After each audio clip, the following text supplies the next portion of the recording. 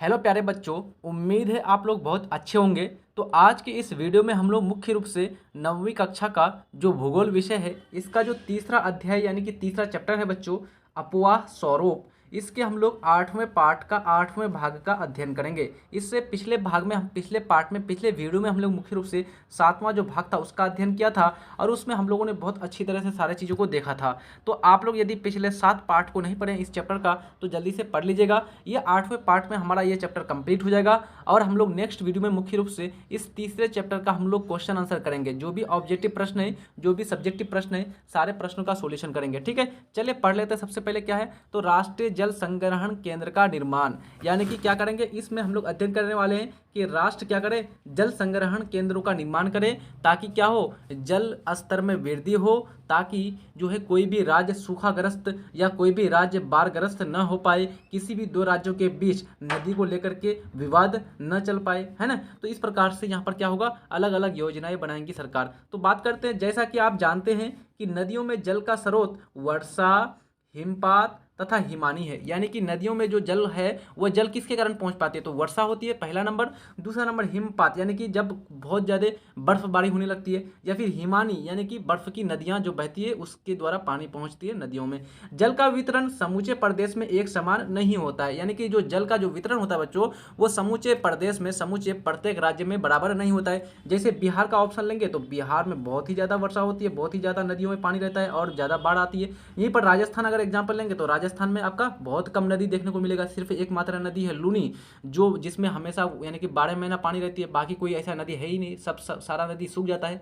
तो इस प्रकार से देखेंगे तो पानी का वितरण कैसा है बच्चों, असमान है काफ़ी, है ना। इससे सभी राज्यों की आवश्यकताओं की पूर्ति नहीं हो पाती। अलग अलग राज्य में अलग अलग पानी का अगर वितरण होगा तो सभी राज्य का जो भी आवश्यकता है वो तो पूर्ति नहीं हो पाएगा। कई नदियों के संदर्भ में एक किसी राज्य का जल स्रोत पर एकाधिकार भी स्थापित हो जाता है। कई राज्य ऐसे हैं जिनके पास ज़्यादा नदियाँ नहीं है तो वो नदियों पर अपने अधिकार का दावा करने लगते हैं। जैसे बच्चों आप लोग एग्जाम्पल लेंगे कर्नाटक और तमिलनाडु, इसके बीच चल रहा है विवाद अभी। कर्नाटक और तमिलनाडु के बीच कौन सा विवाद है हमारा, तो कावेरी नदी विवाद। कर्नाटक चाहता है कि कावेरी नदी का सारा पानी हम इस्तेमाल कर ले, तमिलनाडु को दे ही नहीं, लेकिन तमिलनाडु को भी पानी की जरूरत पड़ती है बच्चों। तो इसके लिए क्या कर दोनों चल, यानी कि दोनों राज्यों के बीच मुख्य रूप से कावेरी नदी विवाद चल रहा है ना।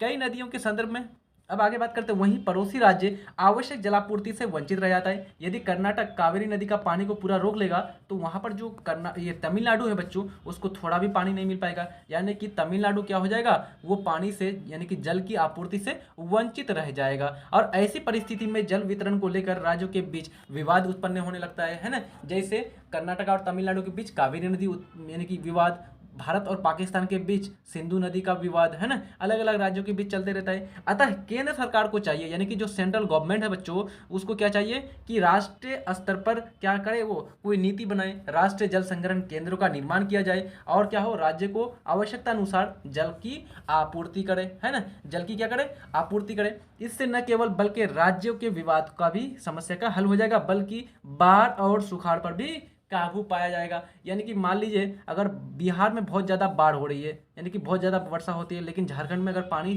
का सही मात्रा नहीं है, ज़्यादा पानी नहीं है, या फिर मध्य प्रदेश में पानी नहीं है, तो क्या करें, बिहार से छोटे छोटे नहर निकाल लिया जाए, गंगा नदी से, कोसी नदी से, सोन नदी से, और वो नहर निकाल करके झारखंड पहुंचा दिया जाए, वो नहर निकाल करके सीधा कहाँ, मध्य प्रदेश पहुंचा दिया जाए, ताकि क्या हो, बिहार के पानी का स्थानांतरण हो जाए, दूसरे राज्य में पहुंचा जाए, जिसके कारण बाढ़ नहीं आएगा। और जो दूसरा राज्य जहां पर पानी नहीं होती है उसको भी पानी मिल जाएगा, तो वो सुखाड़ की समस्या बढ़ जाएगा। यानी कि दोनों बाढ़ और सुखाड़ जो दोनों समस्या है, इन दोनों समस्याओं का समाधान आसानी से निकल सकता है।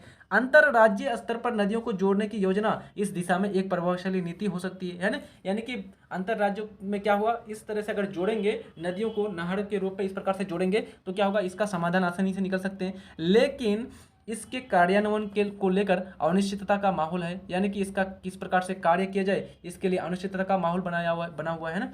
आगे बात करते हैं, यहाँ पर पॉइंट के रूप में दिया है, क्या आप जानते हैं जल में घुले रासायनिक अपशिष्ट पदार्थ अम्ल वर्षा को जन्म देता है। अम्ल वर्षा बोलते हैं जब बच्चों, जब जल का पीएच मान कितना हो जाए, 5.6 से कम हो जाए तो उसको बोलते हैं अम्ल वर्षा। ठीक है, अब बात करते हैं मानव जीवन पर अपवाह तंत्र का प्रभाव। अपवाह तंत्र आपको समझा दिए हैं पिछले भाग में, अभी यहाँ पर और समझाएंगे नहीं क्योंकि काफी टाइम ले लेगा, है ना। अपवाह मतलब होता है बहना, अपवाह में से बहाव क्षेत्र, अपवाह तंत्र मतलब कि नदियों के द्वारा जो बहाव का जो क्षेत्र होगा वो अपवाह तंत्र कहलाएगा।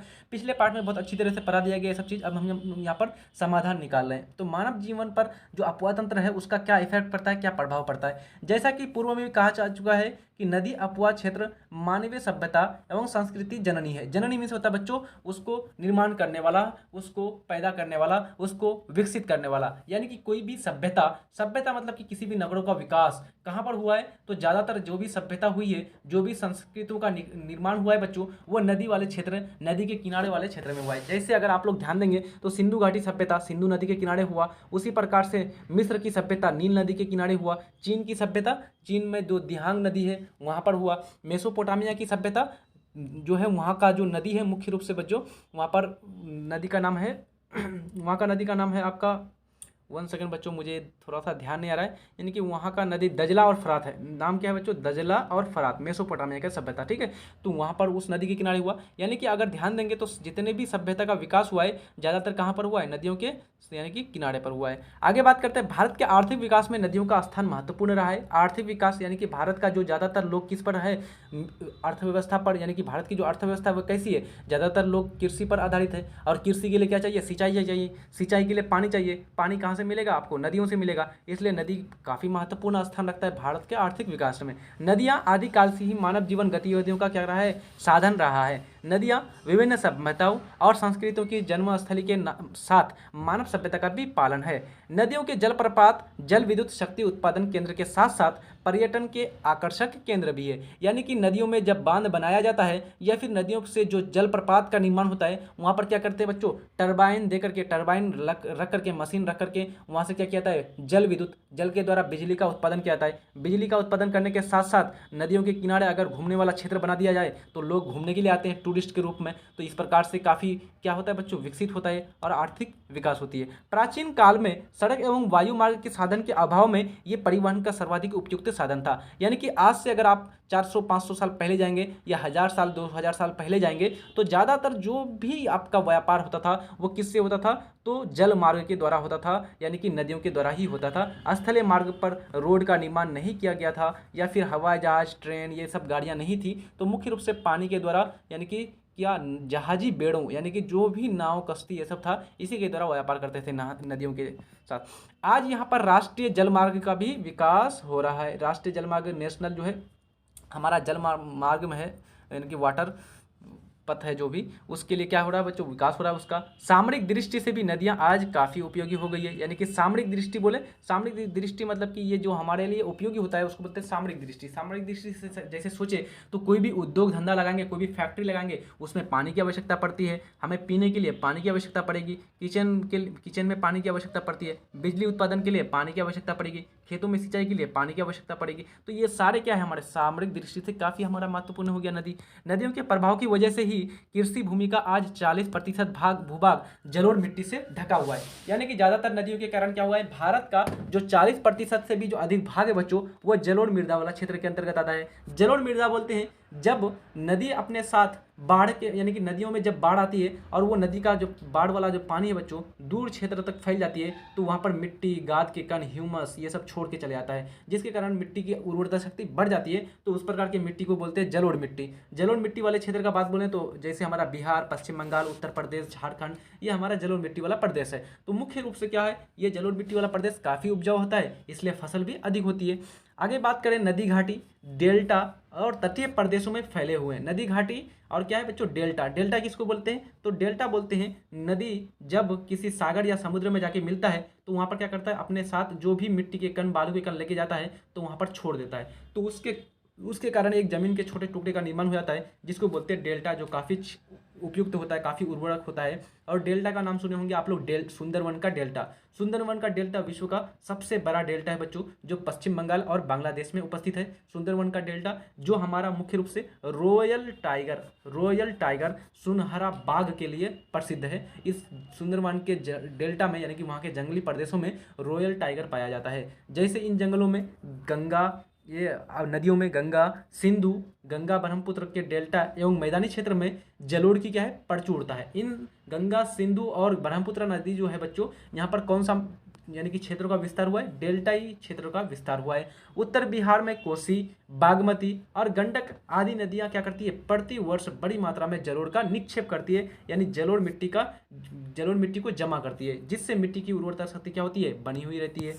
आगे बात करते हैं वर्तमान परिवेश में यदि देखा जाए तो नदियों पर बहुउद्देशीय परियोजना का विकास हो रहा है। बहुउद्देशीय परियोजना का मतलब क्या हुआ कि बांध का निर्माण कर लिए, नदियों से कोई नहर निकाल के लेके चले गए, या फिर नदियों पर टूरिस्ट का निर्माण कर दिए, या फिर नदियों से क्या कर दिए बच्चों, वहाँ पर बंदरगाहों का निर्माण करके सामानों का आयात निर्यात कर दिया है ना। इस प्रकार से ये सारे हो गए हमारा बहुउद्देशीय परियोजना। जब बहुउद्देशीय परियोजना किसको बोलेंगे, बहुउद्देशीय जब एक से अधिक उद्देश्य रख करके कोई योजना बनाया जाता है तो उसको बोलते हैं बहुउद्देशीय परियोजना। इनमें से कुछ तो पूर्ण हो गए हैं और कुछ आज भी क्या है बच्चों, निर्माणाधीन है, यानी कि कुछ योजनाएं पूर्ण हो गई और कुछ योजनाएं अभी चल ही रहा है नदियों पर। इन उद्देश्यों की पूर्ति के लिए नदियों पर कई बांध भी लगाए गए हैं। बांध का निर्माण मतलब बांध किसको बोलते हैं, जब नदी के पानी को रोक करके वहाँ पर क्या लगाया जाए बच्चों, वहाँ पर फाटक लगा दिया जाता है और पानी को पूरा का पूरा रोक दिया जाता है, और वहाँ पानी को रोक करके अलग प्रकार के उद्देश्य प्राप्त किए जाते हैं, जैसे मछली पालन, जैसे बिजली का उत्पादन। इस प्रकार से इसको बोलते हैं बांध। और बांध जैसे आप लोग एग्जाम्पल जानते होंगे, नागार्जुन सागर बांध, टिहरी बांध, सरदार वल्लभ भाई मतलब कि अलग अलग है, सरदार सरोवर बांध है ना। इस प्रकार से जिससे मानव निर्मित नहर एवं झीलों का क्या हुआ है, विकास हुआ है। कई प्रकार के झीलों का भी निर्माण हो गया, जैसे कांवड़ झील, जैसे आपका सरोवर झील, या फिर आपका है यहाँ पर क्या बोलते हैं गोविंद सागर झील पंजाब में आपका उपस्थित है। और इसी प्रकार से अलग अलग छोटे छोटे नहरों का निर्माण भी हो गया है। ऐसे नहर एवं झील जलीय जीवों के लिए काफ़ी उत्तम है। कांवड़ झील जो हमारा बिहार का बेगूसराय में है, यहाँ पर विभिन्न प्रकार की पक्षी आते हैं यानी कि ठंडी के मौसम में। तो इस प्रकार से ये क्या है, जलीय जीवों के लिए उत्तम हो जाता है। जो भी जल में रहने वाले जीव जंतु है, जैसे कछुआ, मगरमच्छ, डॉल्फिन, इसके लिए क्या है काफ़ी अच्छा हो जाता है, उत्तरदायी हो जाता है। ये क्रीड़ा स्थली होने के साथ साथ पर्यटन के लिए क्या है, सुरम्य स्थल भी है, यानी कि घूमने के लिए अच्छा ये जगह बन जाता है। इन बांधों के बन जाने से बाढ़ पर भी नियंत्रण आ जाता है, और नियंत्रण करने से नौकायन के मार्ग विकसित करने, जल जीव के प्रजनन करने, मृदा अपरदन को रोकने, जल विद्युत उत्पन्न करने, वनों के विनाश को विकास करने तक जैसी महत्वाकांक्षा योजनाओं को बल मिलता है। तो इस अनेक प्रकार की योजनाएं क्या क्या होती है बच्चों, ये उद्देश्य हमारा पूरा होता है। आगे बात करते हैं भाखड़ा नंगल बांध। अभी मैंने बोला आपको भाखड़ा नंगल बांध कहाँ पर है, तो सतलज नदी पर है, पंजाब में सतलज नदी पर। तो भाखड़ा नंगल बांध सतलज नदी की एक परियोजना है जो कितना मेगावाट, 1200 मेगावाट बिजली का उत्पादन करता है, और साथ साथ 20 लाख हेक्टेयर भूमि को क्या करता है, ये सिंचाई के लिए पानी उपलब्ध कराता है। इसी प्रकार से टिहरी बांध जो हमारा कावेरी नदी पर है, हमारा कावेरी नदी पर जो टिहरी बांध है कर्नाटका में, ये क्या करता है, परियोजना का विकास भागीरथी नदी पर हुआ टिहरी बांध, और 2400 मेगावाट का उत्पादन करता है बच्चों हमारा। आगे बात करते हैं हमारा बिहार में अनेक परियोजनाएं प्रस्तावित है। सोन परियोजना, सोन नदी घाटी परियोजना जो हमारा सोन नदी पर है को छोड़ करके शेष सभी नदी घाटी अभी निर्माणाधीन है, यानी जितने भी हमारे नदी है, गंडक नदी, बूढ़ी गंडक नदी, कोसी नदी, इस प्रकार के नदी में क्या है, अभी अलग प्रकार की योजनाएं चल रही है। प्रधानमंत्री जो हमारे थे पंडित जवाहरलाल नेहरू 1952 से 19 कितना बच्चों 62 यानी कि 10 साल थे। उन्होंने क्या कहा था, तो नदी घाटी परियोजनाओं को आधुनिक भारत का मंदिर कहा था। ये आपको ऑब्जेक्टिव बिहार का मैट्रिक परीक्षा में क्वेश्चन पूछा हुआ है कि किस प्रधानमंत्री ने या भारत के किस राजनेता ने नदी घाटी परियोजनाओं को आधुनिक भारत का मंदिर कहा था। तो टेम्पल किसने कहा था आधुनिक भारत का, प्रधानमंत्री ये क्या बोलते हैं, पंडित जवाहरलाल नेहरू साहब ने। ठीक है, आगे बात करते हैं, क्या आप जानते हैं भगीरथी नदी पर स्थित टिहरी परियोजना, टिहरी परियोजना किस पर है बच्चों, ध्यान रखेंगे, टिहरी परियोजना हमारा भगीरथी नदी पर है। भागीरथी नदी टिहरी परियोजना विश्व की 5वीं और एशिया की सबसे बड़ी नदी घाटी परियोजना है। सबसे बड़ी नदी घाटी परियोजना है हमारा कौन सी परियोजना, भगीरथी नदी। आप लोग कमेंट बॉक्स में बताएंगे भगीरथी नदी जो है, ये इस पर जो टिहरी बांध है, ये बांध कहाँ पर है। ऑप्शन हम आपको दे देते हैं, उत्तराखंड, उत्तर प्रदेश, हरियाणा या फिर आपका हिमाचल प्रदेश। चारों ऑप्शन में से आप लोग बताएंगे। नदियां अपने साथ लाए गए अवसाद का निक्षेपण मैदान एवं घाटी में करती है। नदी अपने साथ जो भी अपशिष्ट पदार्थ, जो भी बालू के कण, जो भी ह्यूमस की मात्रा, जो भी कंकड़ पत्थर लेकर के आती है, तो वो क्या करता है, मैदानी क्षेत्रों में या फिर गड्ढों में, घाटियों में क्या करते हैं, उसको ला करके छोड़ देता है, जिससे जलोढ़ और उपजाऊ मिट्टी का निर्माण होता है। आगे बात करते हैं, ये जीवाश्म खनिज एवं खनिज तेल के स्रोत होते हैं। जो भी अपशिष्ट आता है बच्चों, वो क्या होता है, जीवाश्म खनिज और खनिज तेल के लिए क्या होता है, स्रोत होता है। आगे चलकर 20 लाख साल पहले बाद, 20 करोड़ वर्ष के बाद यही अपशिष्ट पदार्थ बाद में जाकर के कोयला का निर्माण करता है, यही बाद में जाकर के पेट्रोलियम, डीजल, केरोसिन का निर्माण करता है। दामोदर घाटी क्षेत्र कोयला निक्षेप के लिए विश्व विख्यात है। काफी इंपॉर्टेंट प्रश्न है, ये क्वेश्चन आपको मैट्रिक बोर्ड में आया हुआ है। आप सोचिए 9th क्लास का क्वेश्चन आपको मैट्रिक में आया हुआ है, लेकिन यही चीज 10th क्लास में भी आता है, इसलिए आप लोग को पता नहीं चलता है कि 9th क्लास का क्वेश्चन पूछा हुआ है कि 10th क्लास का। तो दामोदर घाटी परियोजना कहाँ पर है, दामोदर घाटी ये आपका झारखंड वाले क्षेत्र में। तो दामोदर घाटी जो है मुख्य रूप से ये किसके लिए प्रसिद्ध है, कोयला क्षेत्र के लिए, कोयला के निक्षेप के लिए, यानी कि यहाँ पर कोयला का काफ़ी बहुत बड़ी मात्रा में भंडारण है, जो हमारा पूरे विश्व में विख्यात है। इसके अलावा नदी घाटी क्षेत्र से महत्वपूर्ण और गैर धात्विक खनिज जैसे लौह अयस्क, सोना, क्वार्ज आदि होता है। इसके अतिरिक्त नदियों के आसपास की जलवायु क्या होती है, संशोधित हो जाती है, जो मानव बसाव को प्रेरित करता है। यानी कि जो भी नदी या फिर समुद्र वाले किनारे वाला जो तट क्षेत्र होता है बच्चों, वहाँ का जलवायु काफ़ी आर्द्र और काफ़ी सुहाना, काफ़ी एकदम अच्छा लगता है, इसलिए लोग वहाँ पर प्रेरित यानी कि रहने के लिए प्रेरित होते हैं, लोग वहाँ पर जाकर के बसने लगते हैं। जैसे आप लोग देखेंगे मुंबई क्षेत्र या कर्नाटका, महाराष्ट्र, ये गुजरात वाला क्षेत्र, केरल क्षेत्र, गोवा, ये सब क्षेत्र ज़्यादा, आंध्र प्रदेश, हैदराबाद, उड़ीसा, ये सब क्षेत्र ज़्यादा विकसित हो गया। क्यों, क्योंकि ये कहाँ पर बसा हुआ है, तटीय क्षेत्र यानी कि सागर के किनारे बसा हुआ है, यहाँ की जलवायु काफ़ी अच्छी है, इसलिए ज़्यादातर लोग उधर जाते हैं। आगे बात करते हैं हम लोग कि उपरोक्त सभी पहलू मानव जीवन पर नदियों के सकारात्मक स्थितियों को दर्शाता है। इन सब सुविधाओं को पाकर मानव उन्नति के शिखर पर पहुंचकर आज इन नदियों के अस्तित्व को ही खतरे में डाल दिया है। यानी कि क्या कर गया, जब नदियों का इतना दोहन करने लगा, नदियों के जलों को इतना ज़्यादा प्रयोग करने लगा, तो नदी क्या आ गए बच्चों, खतरे में आ गए। यानी नदियों के पानी को लिया फैक्ट्री में, और फैक्ट्री का जितना भी कचरा था उसको हमने किस में बहा दिया, नदी में डाल दिया। नदी में डालने से नदी में जो भी जीव, जलीय जीव, जो भी मछली उछली रहता है, सबका जीवन अस्तित्व किस में पड़ गया, खतरे में पड़ गया। तो हम मनुष्य क्या कर रहे हैं, नदी और नदी में रह रहे जलीय जीवों के जीवन को, अस्तित्व यानी उसको खतरे में डाल रहे हैं। अब यहाँ पर एक पॉइंट दिया हुआ है, भारत की सर्वाधिक प्रदूषित नदियों में साबरमती, माही और यमुना नदी क्या है, प्रमुख है। आप लोग को याद रखना है, साबरमती नदी कहाँ पर है बच्चों, साबरमती नदी ये हमारा गुजरात में है, माही नदी गुजरात में है, यमुना नदी कहाँ पर है, तो यमुना नदी हमारा दिल्ली और उत्तर प्रदेश होते हुए बहती है, जो उत्तर प्रदेश में प्रयागराज में आकर के गंगा नदी से मिल जाती है। आधुनिक प्रगति के नदियों के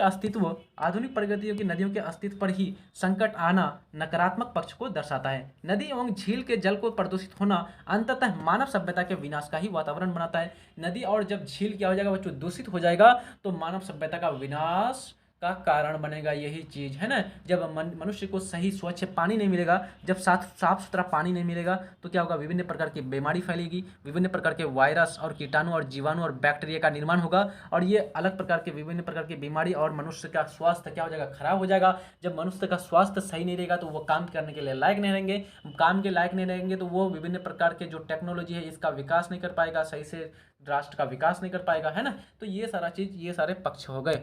चले, आप लोगों को ये वीडियो काफ़ी अच्छा लगा होगा, यहाँ पर किसी प्रकार की समस्या आप लोग यहाँ तक नहीं आई होगी। नेक्स्ट पार्ट में हम लोग, अगले वीडियो में हम लोग जो भी ये ऑब्जेक्टिव प्रश्न दिए हुए हैं, लगभग हमारा कितना ऑब्जेक्टिव है, 10 ऑब्जेक्टिव है, इन 10 ऑब्जेक्टिव का सोल्यूशन करेंगे। फिर हम लोग लघु उत्तरीय प्रश्न जो दिए हुए हैं हमको, टोटल कितना है, तो लघु उत्तरीय प्रश्न टोटल 6 है, और दीर्घ उत्तरीय प्रश्न 4 है। इन 6 और 4 10 प्रश्नों का हम लोग अगले वीडियो में सोल्यूशन करेंगे। ठीक है, पढ़ते रहिए अच्छी तरह से। मैं आपसे रिक्वेस्ट करूंगा, चैनल में न्यू है तो चैनल को जल्दी से सब्सक्राइब कर दीजिए, और अगर वीडियो अच्छा लग रहा है तो जल्दी से लाइक कर दीजिए और शेयर भी कर दीजिएगा अपने दोस्त यार को, ताकि इस वीडियो का लाभ आपके ज़्यादा से ज़्यादा दोस्त यार उठा सके। चलते चलते धन्यवाद।